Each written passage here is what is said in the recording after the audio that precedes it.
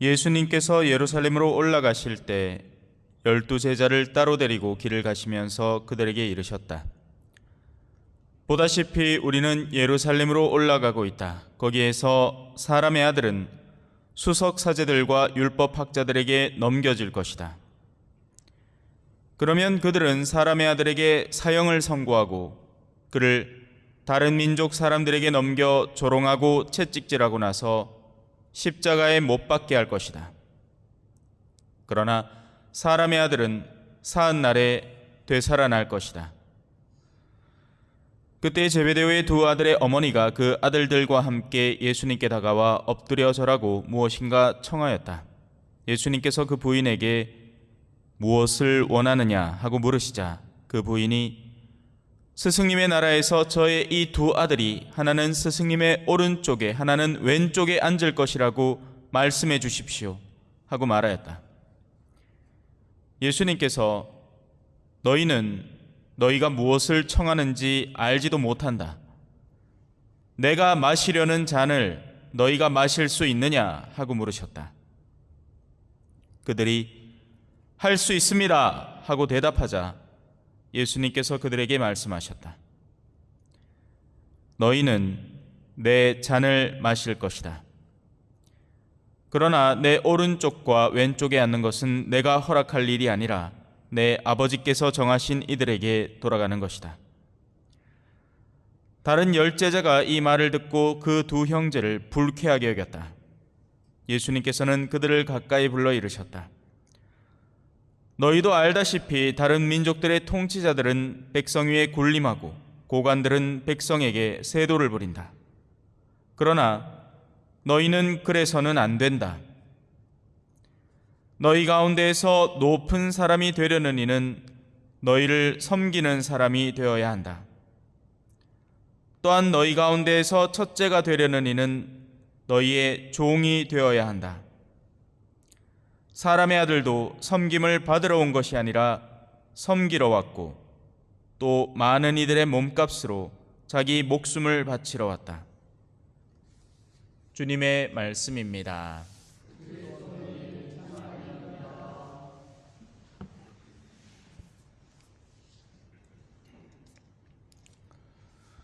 찬미 예수님,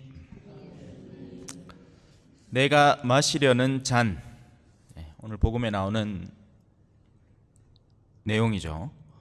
과연 우리는 예수님이 마시려는 잔에 대한 이해도가 존재하는지 한번 검토해 보겠습니다. 누구든지 바람직한 뜻을 품고 자신이 하려는 일을 할 때, 좋은 뜻으로 좋은 일을 하려고 할 때 모든 것이 그 일을 도와서 순풍이 불어주는 것은 절대 아닙니다. 너무나도 당연하게 자신이 가려는 여정에 반대하는 힘에 맞부딪히게 됩니다. 영적인 여정도 마찬가지라서 하느님께 나아가는 길이 마냥 순탄하고 좋을 리가 없습니다. 애시당초 영적으로 길을 간다는 것은 우리가 처해 있는 상황이 어둑어둑하다는 것을 의미합니다. 다른 말로 빛을 찾는다는 것은 우리가 어둠 속에 있다는 얘기죠. 그러니 그 빛을 찾는 여정을 향해서 나아가는 그 길이 순탄할 리가 없는 겁니다. 더군다나 물리적인 악은 그냥 그 상태 그대로 존재합니다. 세상 속에. 예를 들어서 여기에 내가 날카로운 물건으로 나무를 콱 찍었다. 그러면 그 순간부터 나무가 나한테 아프게 와 나를 찔렀노 하고 막 투덜투덜 되지 않죠. 그냥 찔린 그 상태 그대로, 손상된 그 상태 그대로 여기 있습니다. 그런데 사람이라는 존재는 그 안에 의지가 존재하기 때문에 악이 들어차기 시작하면 그것으로 공격할 수단을 만들고 실질적인 공격을 가하는 겁니다. 특히나 악에 물들어 있는 사람은 선이라는 것과의 만남을 싫어하고 거기서 멈추지 않고 선의 존재를 파괴하고 무너뜨리려고 애를 씁니다. 그래서 하느님께 더 가까이 나아갈수록 우리에게 어려움이 다가오는 것이 너무너무 일반적입니다. 그러니 신앙생활을 하는데 별다른 어려움이 없다. 오히려 뭔가가 아직 잘못되었다는 것을 의미하죠. 아, 신부님 신앙생활 한만합니다. 아, 그래요? 예. 그러면 이제 아직 신앙에 굉장히 초짜거나, 왜냐하면 어린애한테는 무거운 짐을 지우는 법이 아니거든요. 그렇기 때문에 그런 일은 없는 겁니다. 그래서 처음에 신앙에 들어올 때는 다 재밌어 보여요. 신기해 보이고 즐거워 보입니다. 그런데 조금만 성숙해지기 시작하면 그때부터는 이제 신앙의 본질을 이해해 나가는, 내가 이해도가 넓어지는 만큼 하느님이 허락하는 시련들이 우리를 기다리고 있는 겁니다. 사람들은 이를 분별하면서 그것이 당장 나에게 좋은 것인지 아닌지에 대한 피상적인 면만을 바라봅니다. 겉으로만 바라보죠. 제가 어제 강론 때 열심히 설명을 들었잖아요, 그죠? 좋게 느끼는 것과 실제로 좋은 것, 나쁘게 느끼는 것과 실제로 나쁜 것이 다르다는 것을 어제 열심히 설명을 드렸습니다. 그래서 단순히 좋게 느끼는 것이 좋은 것이 아니라 오히려 내가 꺼려지고 싫게 느껴지는 것 안에 사실은 좋음이 더 많을 가능성이 높다, 이런 얘기를 드렸죠. 자, 예를 들어서 사제직이라는 것을 바라다 볼 때, 지금은 사제직에 나아가려는 이들이 없죠. 왜? 그냥 봐도 추리해 보이거든. 내세울 게 없는 거예요. 옛날 같으면 못 배우던 아들한테 대학 교육을 시켜주는 훌륭한 기회였습니다. 우리가 언제 대학 교육을 받겠어요? 정말 특출나게 어떤 길이 마련되어 가지고 생고생을 하지 않고서는 그 여정을 가기 힘든데, 나 신부 되겠다라는 소리만 하면 대학 교육을 시켜주니까. 그거 아니라도 신부님들 중에 옛날에 제 정학원 몬시뇨리나 신학교 있을 때 이제 특강 듣고 같이 식사 자리에서 식사하면서 이렇게 당신이 하시는 말씀 들어보면, 귤 먹고 싶어 가지고 신학교를 들어갔다든지 김이 먹고 싶어 가지고 신학교를 들어갔다든지 하는 세속적 장점이 가득한 영역이었습니다. 사제직이라는 것이 보면 멋있고 멋들어져 보이고 사람들 앞에 주목받고, 그때만 해도 본당이 애들부터 어르신들까지 버글버글 할 거 아니에요. 지금 여기만 해도 8, 90년대 떠올려 보십시오. 버글버글 했잖아요. 맞죠? 그런데 지금은 어때요? 내 또래 사람 아무도 없어. 초라해요. 인간적으로 봤을 때 말이죠.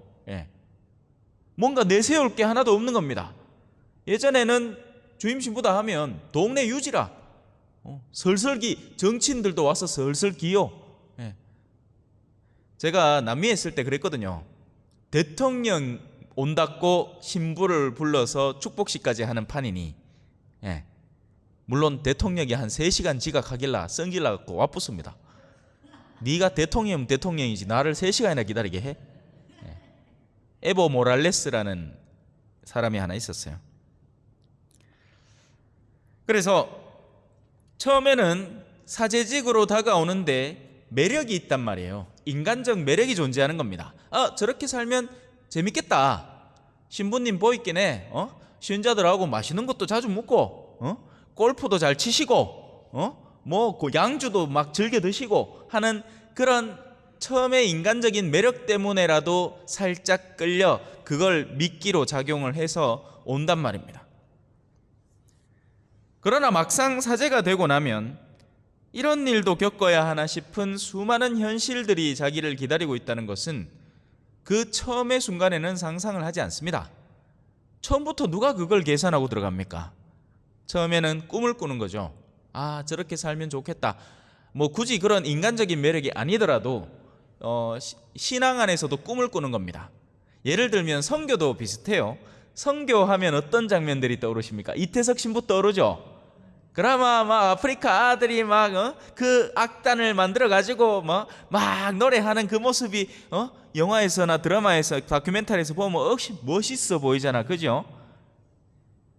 하지만 그렇게 닿기 위해서 현지인들과 맞닥뜨려야 하고 그들의 삶에 파고들어야 하고 때로는 그들의 무시를 받기도 하고 때로는 그들과 함께 눈물도 흘리고 성질도 내고 화도 내고 그런 온갖 과정을 겪어야 나중에 완성된 모습이 선교 안에서 사람들과 완전히 동화돼서 으쌰으쌰 살아가는 모습이 즐거워 보이는 거지, 그 모든 순간들 자체는 고난과 고통이 가득 차 있는 삶의 연속이란 말입니다. 그걸 나날이 견디는 거죠. 누구나 마찬가지예요. 그죠? 예. 결혼 생활이라고 우리 꿈꾸면서 결혼하잖아. 저 남자하고 만나면 아이고 저 남자는 나를 완전히 다 지켜줄 것 같고 하는데 낸자 보면 아니죠. 예? 그래요. 자, 오늘 일독서에는 예레미야 예언자가 겪는 고충을 보여주고 있습니다. 예레미야 예언자는 하느님에게 충실한 예언자였고 말씀을 전하려고 갖은 애를 쓰는 예언자였습니다. 하지만 그러면 그럴수록 사람들은 오히려 그를 더 무시하고, 아까 제가 얘기했듯이 물리적인 악이 아닌 인간 안에 내재된 악을 자꾸 건드리기 때문에 하느님의 말씀을 전하면 전할수록 사람 속에 내재되어 있는 양심을 건드리기 때문에 그들은 가만히 있지 않는 겁니다. 제가 초전에 와서 될 수 있으면 여러분들의 삶을 직접적으로는 건드리지 않기 때문에 아직 가만히 계신 거지, 나날이 여기에 있는 솔직히 그릇된 면모들을 자꾸만 건드리면 누가 가만히 있겠습니까? 어쩌다가 제가 우리 동네 다방 많다 하는 소리만 해도 아유 신부님 옷에는 안 그렇습니다 하고 당장 나섭니다. 예. 하지만 외지인들의 눈에는 그게 눈에 확 들어옵니다. 뭔 놈 다방 이리 많노? 여는 뭔 놈 동네길라 다방 이리 많노? 그런 부정적인 시각을 피해갈 수는 없어요. 그건 현실이란 말입니다.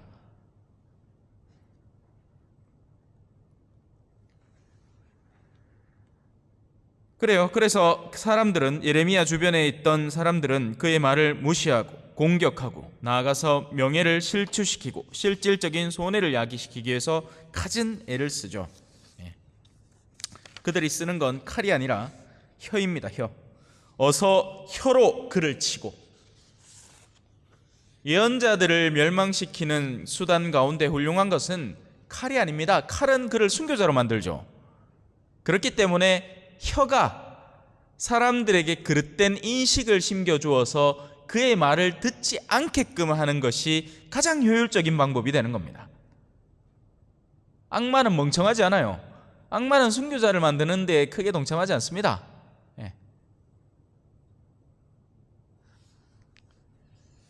그래서 현대에 이 더욱 영리해진 악마는 선의 힘 자체를 망가뜨리는 데 혈안이 되어 있습니다. 가톨릭 교회의 이미지 자체를 완전히 떨어뜨려버리고 사람들의 이미지 자체가, 종교라는 것 자체를 멍청한 것으로 만들어버리고 거기에 열심한 사람들을 광신도라고 표현해버리는 거죠.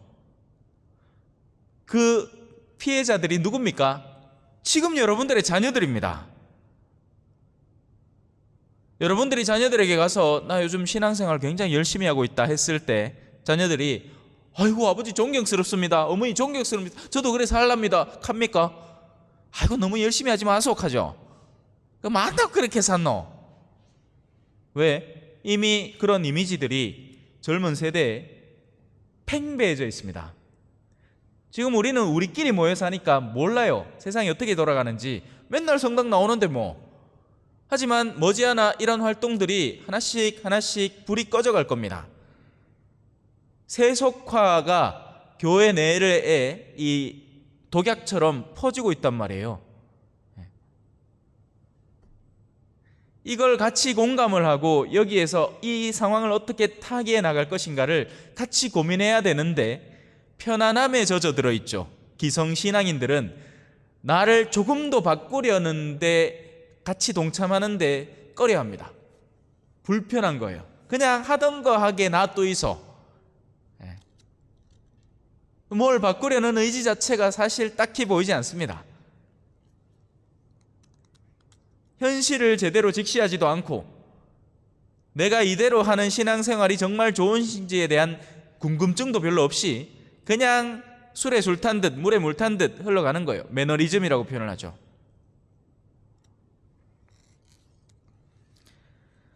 예레미야 주변에는 자신을 공격하는 사람이 있습니다. 사람은 사실 그렇습니다. 공격을 당하고 자극을 받을 때 깨어있게 됩니다. 아플 때 눈 뜨게 돼요. 맞잖아요, 그죠? 편안하면 잡니다. 그냥 밤새도록 잡니다. 그냥. 그런데 뭔가가 나를 자극시킬 때 깨어나지 않을 수가 없어요. 새벽 3시만 되면 우리 강세가 옆에 와갖고 한번 툭 치는 겁니다. 야가 머리가 얼마나 좋은지 내가 잠자는 숨소리와 깨어있는 숨소리를 즉시 분간을 합니다. 그리고는 이 주인이 깨었다 하는 이 생각이 드는 순간에 바로 와서 같이 놀자고 툭 칩니다. 그러면 깰 수밖에 없어요. 자극이 있으면 그 약간의 불편함이 나를 깨우는 거죠. 그 어떤 자극도 없으면 잘 잘 겁니다. 우리의 삶은 그래요. 과연 자극이 없는 것이 좋은 삶일 것인가? 저는 제가 지금까지 해온 신앙생활 안에서 적절한 자극이 항상 존재해야 된다는 것을 알고 있습니다.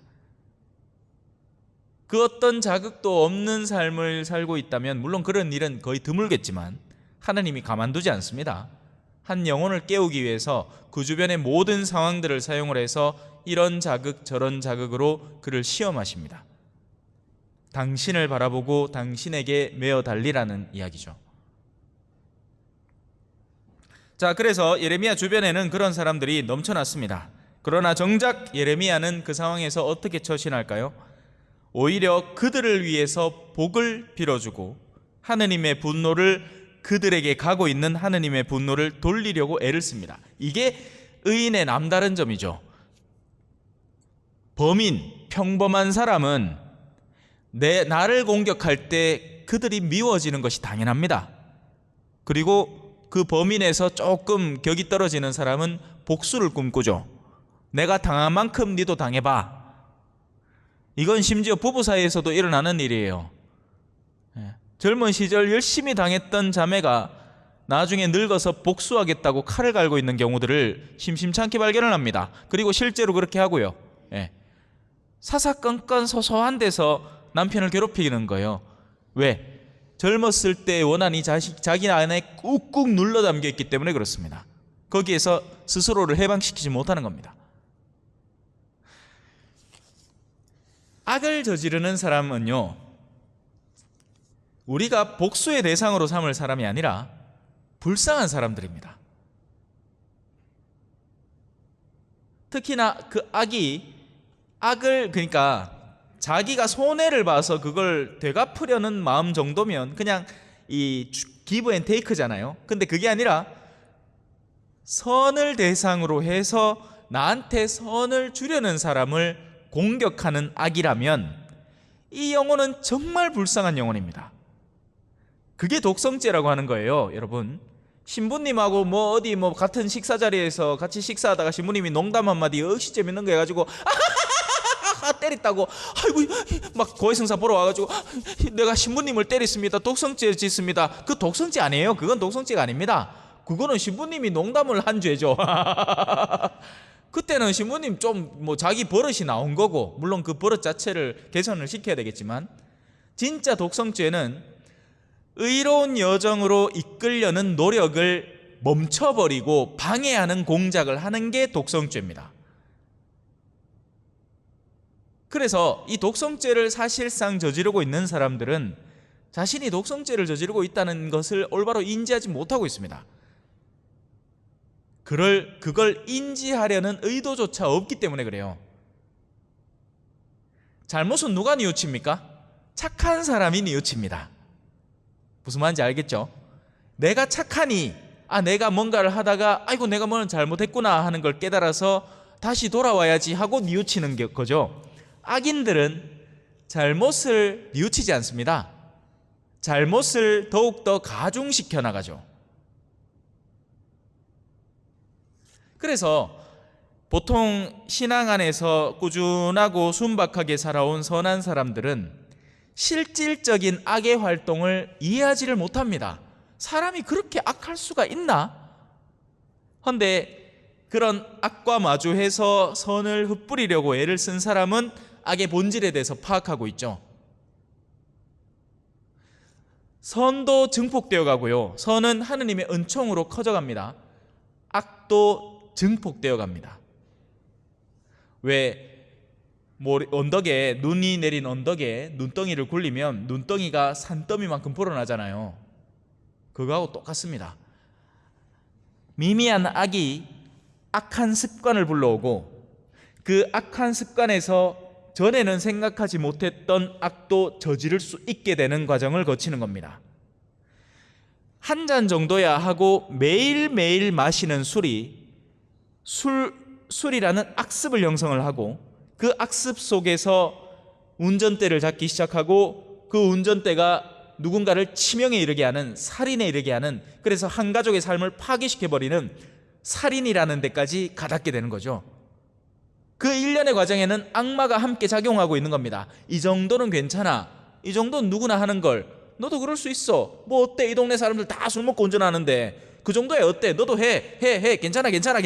그러다가 어느 순간 꽐라가 되는데도 괜찮아, 뭐 이 정도는 항상 하는 기라 하다가 끼꽝 하면 자기 가족 박살, 그쪽 가족 박살.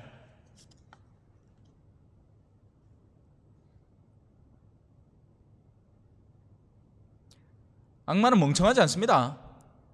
아무것도 아닌 것처럼 한 자매가 그냥 항상 하는 누군가에 대한 험담, 뒷담화, 그런 작은 일들로 시작을 해서 거기에서 인정을 받으니까 더 재밌게 뒷담화를 해야지 하고는 요런 말 저런 말 뒤섞어서 더한 거짓으로 자신의 말들을 꾸며나가면서 사람들의 인기를 갈구하다가 결국에는 쓸데없는 관심을 끌고자 아닌 일을 맞다고 해버림으로써 그 과정을 파탄에 이르게 만드는 겁니다. 무서운 거죠. 이건 깨어있지 않으면 그런 일들은 비일비재하게 일어나는 겁니다.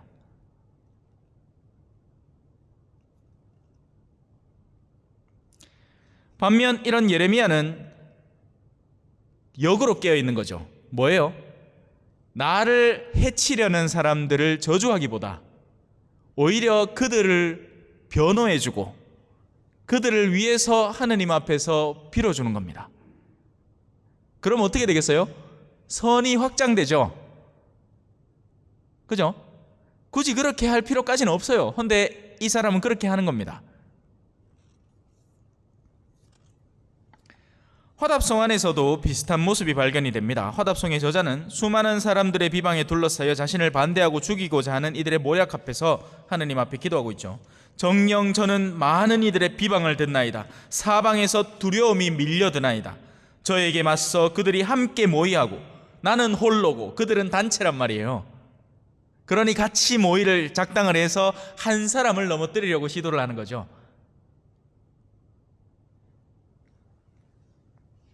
보통 선한 사람들은 하느님에게 붙들려 매여 있습니다. 그리고 자기의 세력을 연합한다는 생각을 잘 못해요. 그냥 서로 존중하고 사는 거죠. 서로 기도는 해주지만 그걸 뭐 굳이 모여가지고 우리가 선을 위해서 힘을 합쳐서 우리 이런 활동과 운동을 해봅시다, 이런 거 잘 못합니다. 그런데 악인들은 그걸 너무 잘합니다.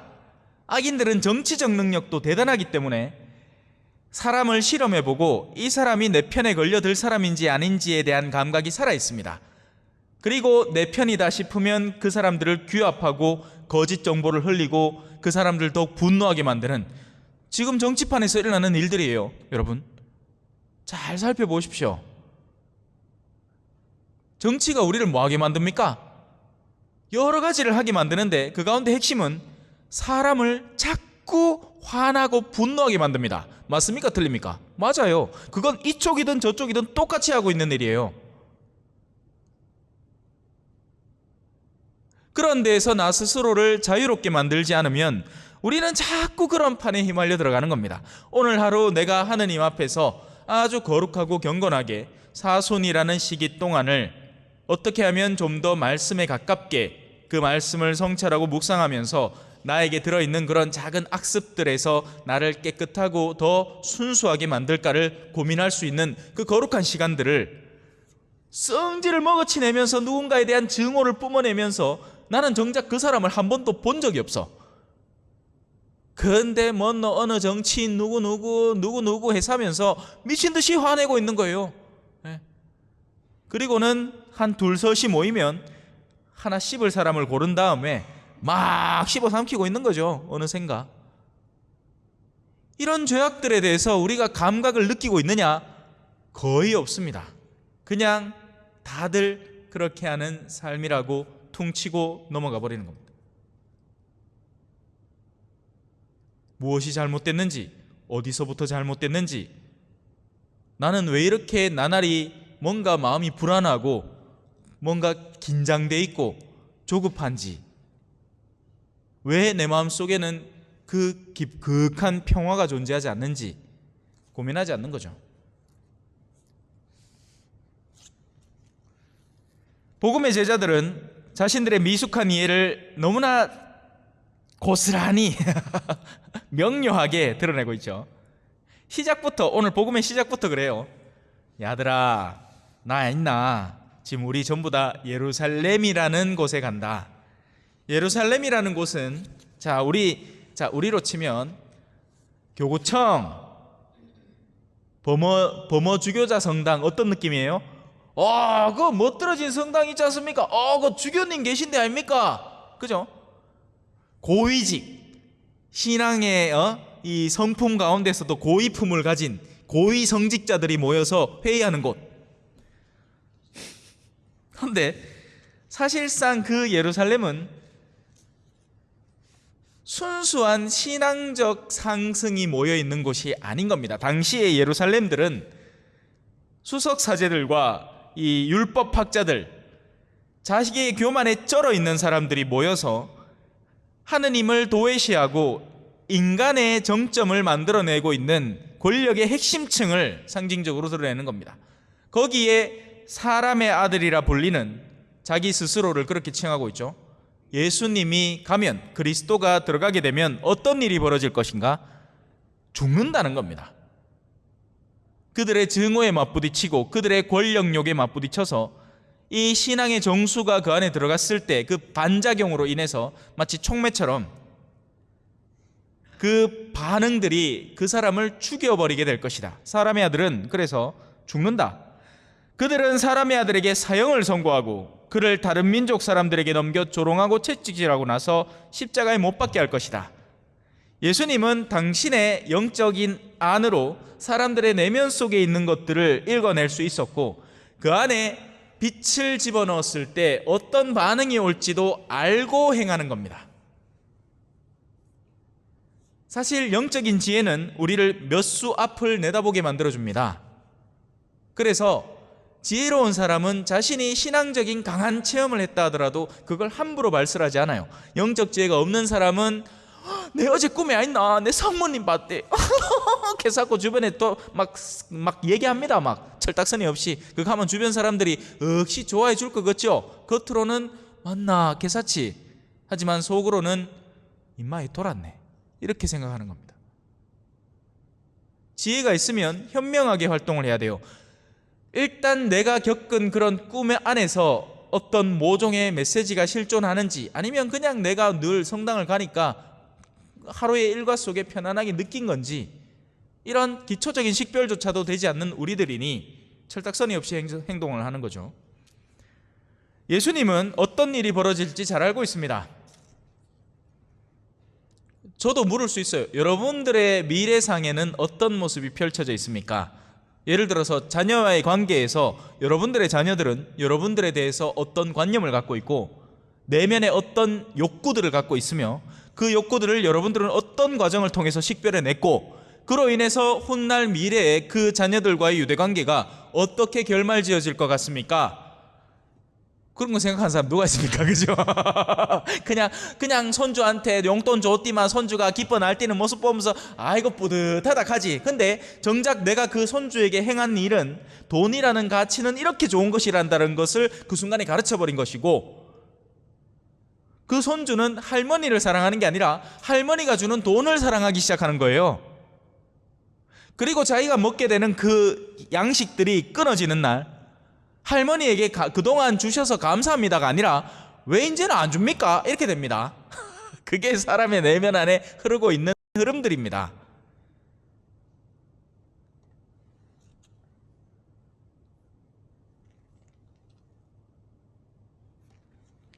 자, 제베데오의 두 아들의 어머니 치맛바람이라고 하죠. 성경에서 발견되는 치맛바람입니다. 네. 애들이 나선 게 아니에요. 어머니가 나서서 예수님께 뭔가 좋은 게 있으리라. 지금 이분이 말씀하시는 거나 기적을 하시는 거나 사람들을 치유하시는 그 모습 속에 옛날에 영화 중에 이런 제목의 영화가 있었습니다. Jesus Christ Superstar 뮤지컬 영화예요. 거기 보면 사람들이 막 노래하면서 예수님을 받들어 가지고 진짜 그분이 슈퍼스타인 양 떠받듭니다.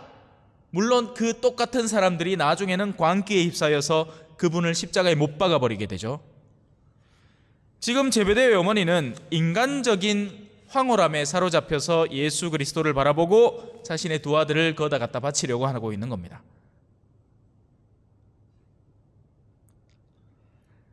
하지만 예수님은 오늘 제가 제목에 읽어드린 것처럼 내가 마시려는 잔,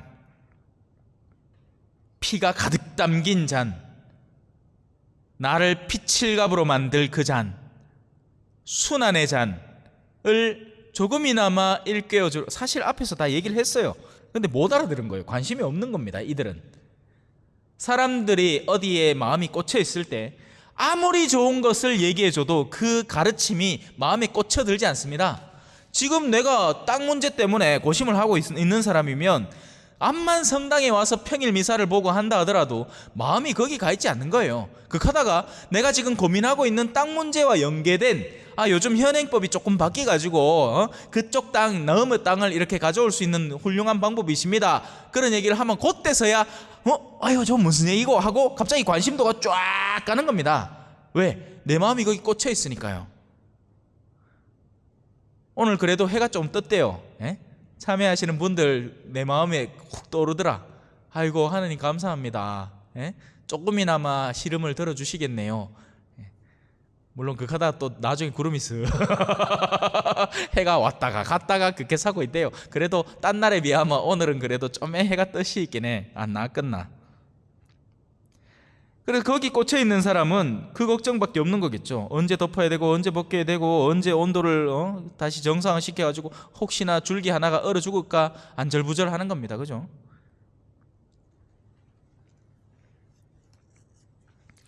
당신은 세상에서 첫째 가는 자리에 머무르고자 하는 왕이 아니라, 그런 지배하고자 하는 왕이 아니라 사람들을 섬기러 온 왕이라는 가르침을 거듭 강조해서 가르칩니다.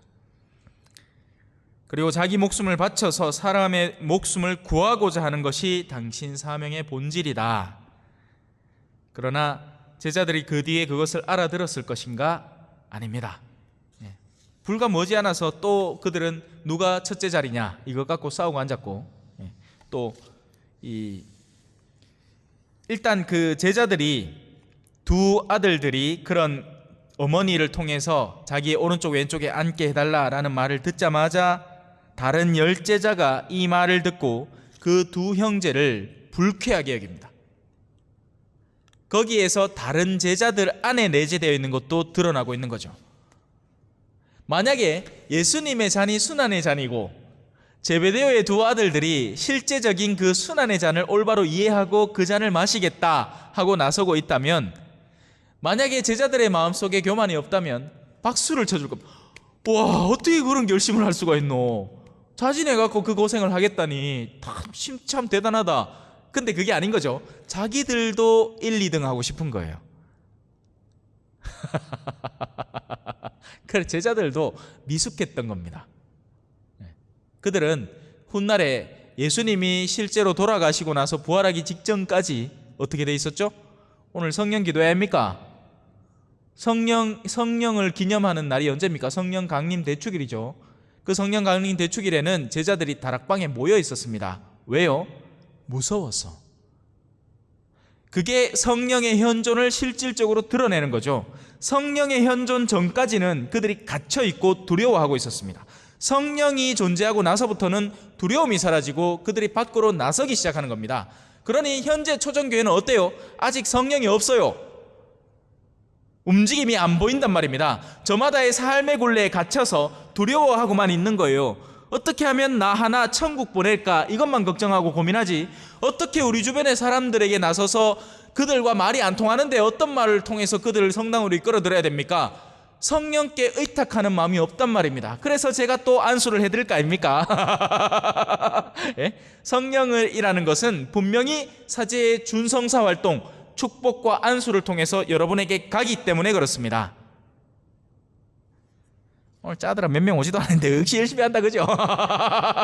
예? 하나, 둘, 셋, 넷, 다, 일곱, 여덟, 아홉, 열, 하나, 열둘, 여섯, 열네, 열다, 열일곱, 여덟, 여덟, 스물둘, 스물셋. 그래요. 순이님 빼고 22. 자, 사실 교회의 가르침은 전혀 새로울 게 없는 가르침입니다. 2000년 전 혹은 그 이전부터 예언자들의 입을 통해서, 오늘 예레미야 예언자도 사실 예수님 전 시대 사람 아닙니까? 꾸준하고 성실하게 고백되어 왔던 겁니다. 순환, 고생, 헌신, 희생, 이런 가치들은 교회에서 새로울 것이 없는 가르침들입니다. 문제는 우리는 항상 새롭게 이 시대에 새롭게 태어나서 처음에는 누구나 자기의 이기성을 구축해 나가면서 성장을 하죠. 나한테 득되는 걸 찾는 우리들이란 말입니다. 근데 그러다가 예수님의 가르침을 처음에는 순하게 만납니다. 그냥 뭐 좋은 게 있으리라 하고 만나는 거죠. 그런데 그 예수님의 가르침은 지금껏 우리가 살아온 삶의 가르침과는 정반대의 가르침을 향해서 우리를 의지를 하느님께 순종시키려고 애를 씁니다. 지금까지는 우리가 왕이어야 돼요. 우리가 임금이어야 돼요. 그래서 돈도 많이 벌고 능력도 키우고 성공도 해야 되고, 근데 신앙이라는 것은 그런 우리들의 하느님 앞에 순명하는 존재들로 새롭게 바꿔나가서 영혼을 키워나가는 겁니다. 내 잔이 비워지는 만큼 내 영혼의 가치는 더 높아지니까요. 그래서 이 가르침이 사람들 안에 온전하게 스며들어서 충분히 이해되기까지는 상당한 노력이 필요합니다. 이건 예비자 교육 6개월 안 되는 겁니다. 그 짜더라 그 얼마 한다고 6개월 해봐야 6, 4, 24, 24번의 아이 그카이 너무 적다. 맞네. 6개월 동안 4주니까 24번밖에 더 됩니까 뭐 교리 교육 시간.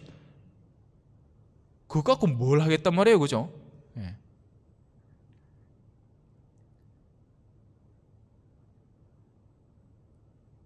우리 신앙은 십자가 안에 놓여 있고요. 그 십자가를 올곧게, 올바로 잘 이해를 해야 됩니다. 물론 십자가만 쳐다보고 있으면 안 돼요. 십자가 뒤를 항상 같이 쳐다봐야 됩니다. 십자가는 뒤집으면 부활입니다. 예. 그래서 참된 부활의 기쁨과 희망을 싹 틔우고, 그리고 현세 삶이라는 것에 대한 진정한 참된 의미를 올곧게 이해를 해서 아까워하지 않아야 하는 겁니다. 기꺼이 헌신해도 내가 손해보는 삶이 아니라는 것에 대한 충분한 이해도가 있을 때 우리는 내어줄 수 있게 되는 거죠. 손해보는 게 아닌 겁니다.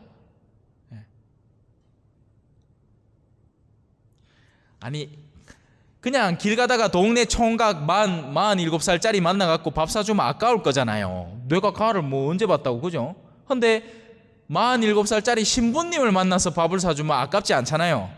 물론 아까워하는 사람도 있더만 아까워하지 않습니다. 예.